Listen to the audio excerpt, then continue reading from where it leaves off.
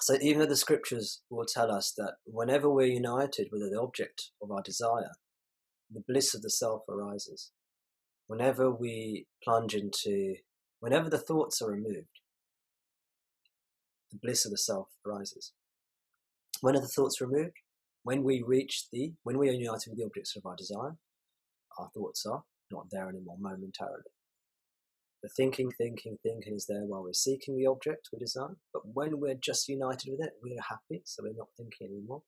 And the happiness, the bliss of the self, the happiness arises. If we're fainted, if we're in samadhi, if we're in deep sleep, again, the thoughts are gone and the bliss of the self arises. This is all these teachings are to direct us, to convince us that happiness doesn't reside in any of these objects, it only resides within, in the self. So we say, well, the self is experienced, we become one with the self in these moments. But actually, it's not the same. This is still all Maya. It's still Maya.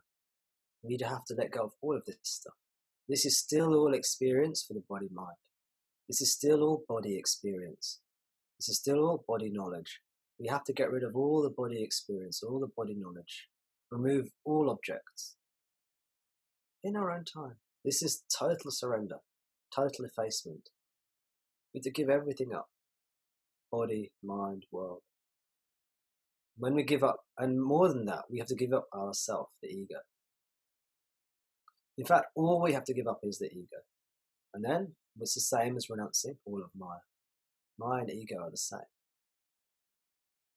Maya and ignorance are the same. So that's when the contradiction comes, because on one hand, when you go to sleep, when you truly, the ego does not exist. It's not even silent. It is a silence beyond silence. It is literally baseline. But on the other hand, when you hear all these things about brightness and this and that, then always a thought: to whom does this experience occur, or to who recognizes this, or who sees the sky? That's where So again, the ego does exist in deep sleep. So often the Ramana will say there's no ego in deep sleep. It's just the self. But actually the ego does exist in deep sleep. That's why when we fall asleep into deep sleep, we don't attain self-realization. So the ego is still there, but we say it's there in seed form. Seed form means potential. It's there, dormant, like a dormant volcano. When I was at school and we learnt geography lessons, we learnt there were three types of volcano. There was the extinct volcano, which can never rise again, never erupt again. There was the active volcano, which is erupting every now and again. And then there's a dormant volcano. The dormant actually comes from the Latin, to mean the Latin verb to sleep. That's right, isn't it, Massimo? Is it the same in Italian? Must be, yeah? Yeah. There we go. So, it comes from the Latin to sleep.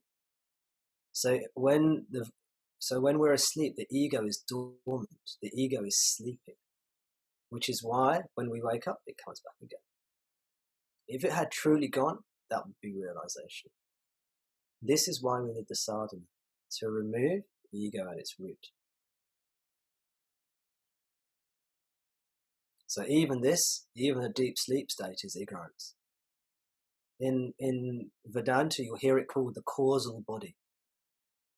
They'll call the deep sleep state ignorance, or they'll call it the causal body.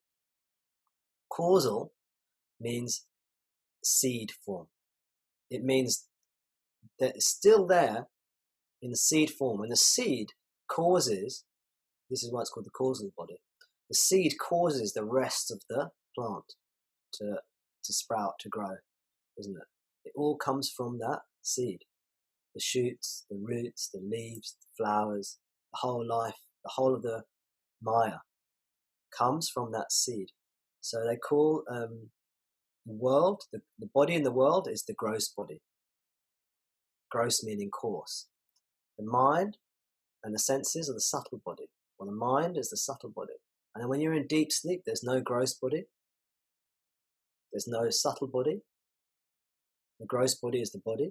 The subtle body is the mind. But there is a seed body there, a causal body still there in seed form, dormant. The ego's there.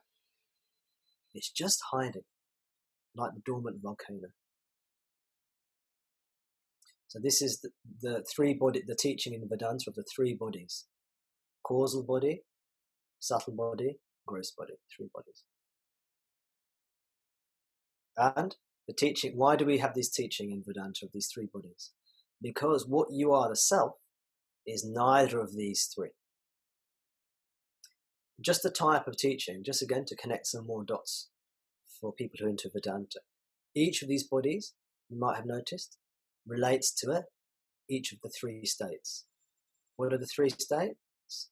Waking, dream, deep sleep. You see? In the waking state, we have a gross body that exists. And the subtle body is there too. And the causal body is there too. In the dream state, the gross body is not here, but there's a dream body instead. It's a subtle body manifesting as a gross body. So that's the dream state, which is linked to the subtle body, the mind. And then in deep sleep, it's causal body. All these three are ignorance. And what we really are is none of these three, but we are the fourth. We are the self.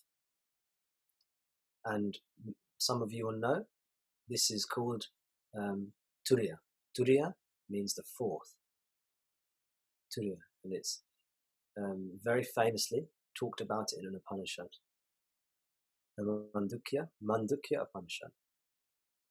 And again, another very famous Upanishad. I think it's the shortest Upanishad. And there's a very famous commentary by Gaudapada. Gaudapada was one of the early, he was a pre-Shankara Advaita guru. His commentary upon the Mandukya Upanishad, called the Mandukya Karika. Karika means commentary. In this context, is very, very important Advaita text. And again, he explains all of this in that commentary, what I'm teaching you now. And you can read it on tomdas.com if you want to. I've blogged it on there a while back if you want to. Do not think that you're the body. Don't be afraid of this world. This is a dream. You are the self. Wake up. Be what you are.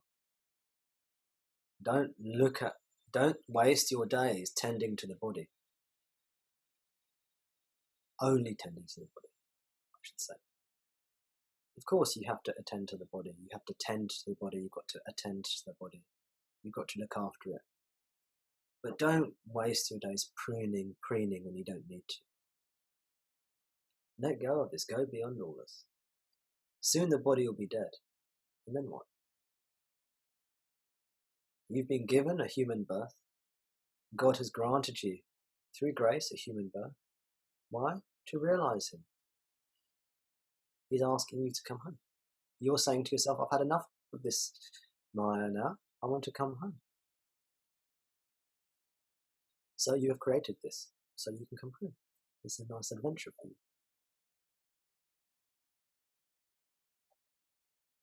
So the outer guru, outer teacher, which is the fake teacher, points you within to the true teacher. True meaning Sat, Satguru. Satguru is the true teacher. Sadguru is the true teacher.